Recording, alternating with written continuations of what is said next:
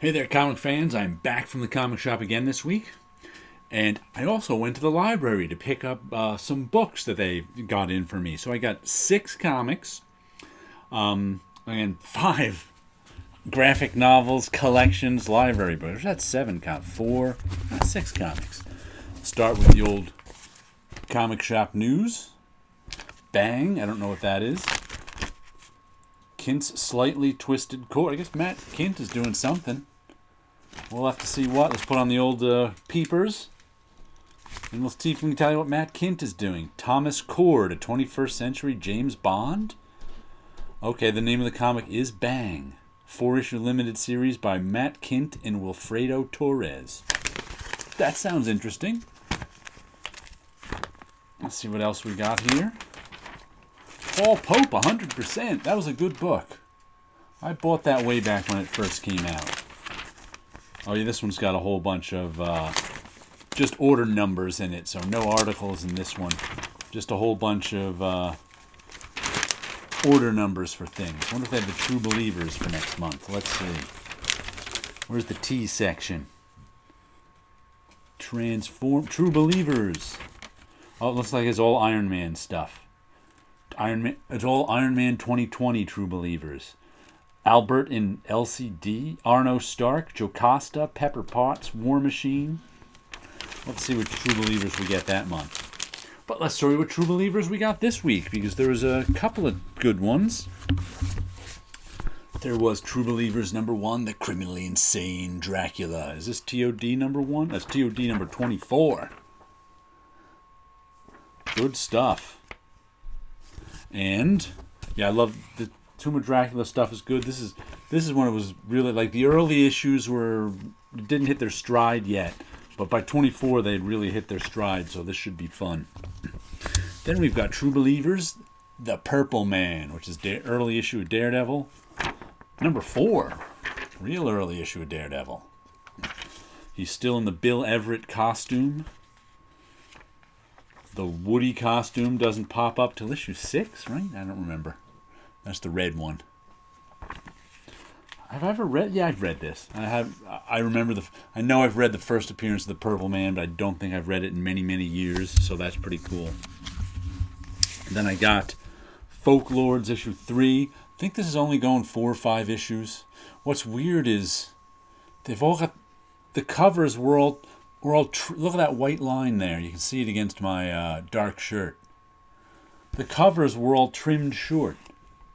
So they all have the cover is that, 32nd, 16th of an inch short. That's weird. I don't think I've seen a comic miscut like that in ages. It's on the back cover too. You can't quite see the white line on the but all of them, the shells were like that, were cut wrong. So I'm like, what did the printer do to that one? But Folklords has been a good comic. I've really enjoyed the Matt Smith art. It takes place in this sort of medieval fantasy world, but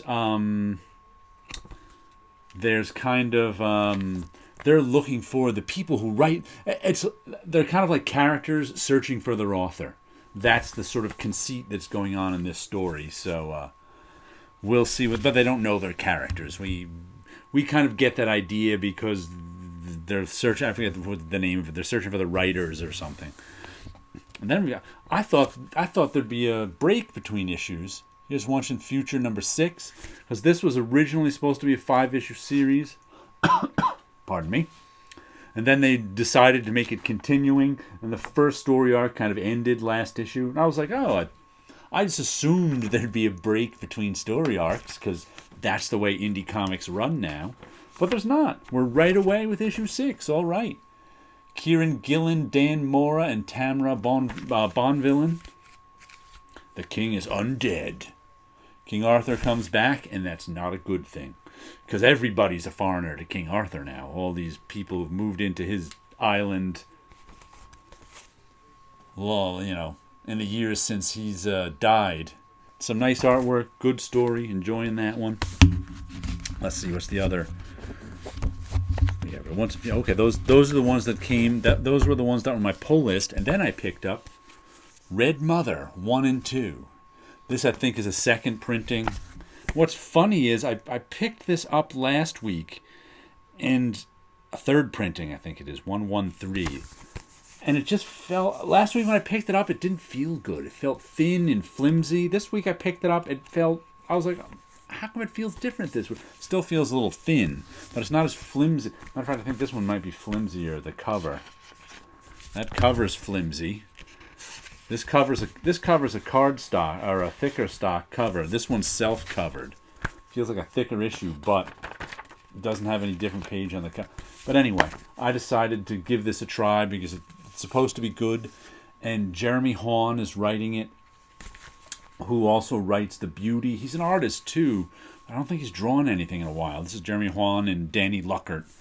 And I thought the art in it looked pretty good.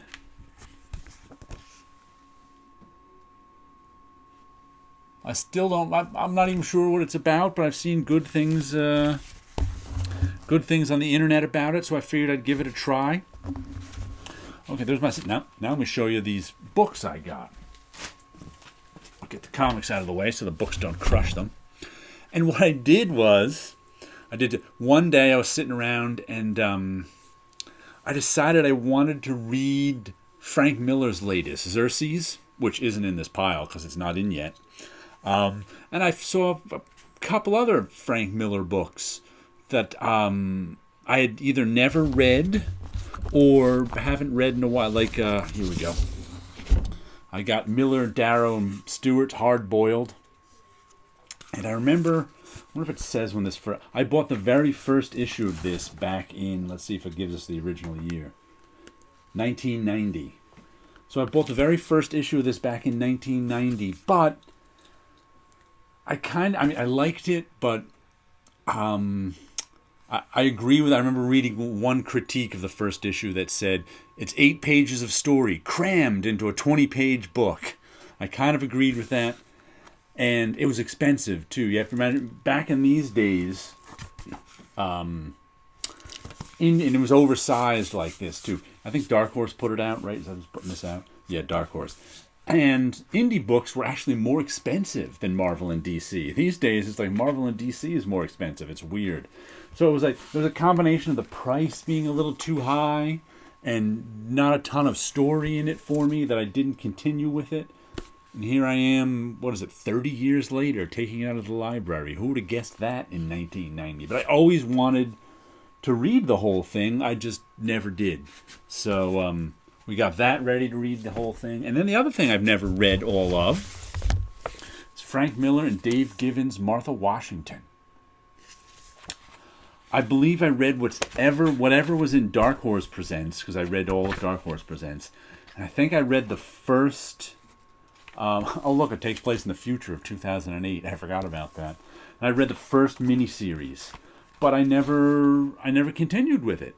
For whatever reason, in the 90s, I wasn't buying many superheroes books at all, I don't think. Even Frank Miller and Dave Gibbons one. But here, matter of fact, I didn't know they put out this many of them. I knew they put out a couple or few series, but this book's got a lot of pages. Let me see if it says it's got page numbers. How many are there?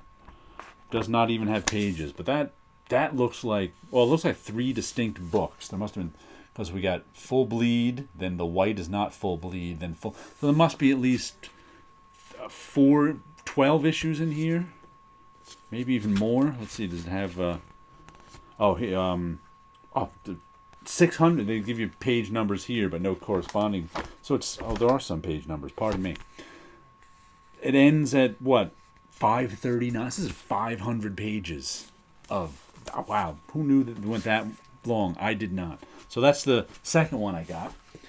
And then what I did like a couple days later, I was like, I want to look for more books at the library. So I went on their website and put in, first I looked on the web in general for like best graphic novels of 2019. And I was like, all right, I'll see what ones they have. And they had a few. They had this Chip Zdarsky and Chichetto. Who is this? Yeah, Chip Zdarsky and Marco Cicchetto, Daredevil. This came up in a lot of best lists of 2019, so I'm like, we'll give it a... This is thin. Holy cow, is this 4 issues? Might only be 4 issues. It feels really, really thin. I don't know, only 4 covers in the back there. This might, I mean, that's almost like a comic book thin. But I'll give it a read. I don't think I've read Chip Zdarsky stuff, and I definitely haven't read Chichetto. So we'll see how this is. Ended up on a lot of best lists. Then this is one I hadn't even heard of. Matt Fraction, Elsa Chariter, Matt Hollingsworth, Kurt Anke, November, Volume 1, Girl on the Roof. I think this was just released as a graphic novel and not comics. And I think there's 2 more planned. But it looked cool. Like I said, I just read people's lists of best graphic novels of 2019 and saw if the library system had them. And sure enough, some library somewhere did. Let's see where this one from. Newburgh Free Library had this one, and they sent it down to my library. Very David Mazzucchelli-ish on that page. But we'll give that one a read.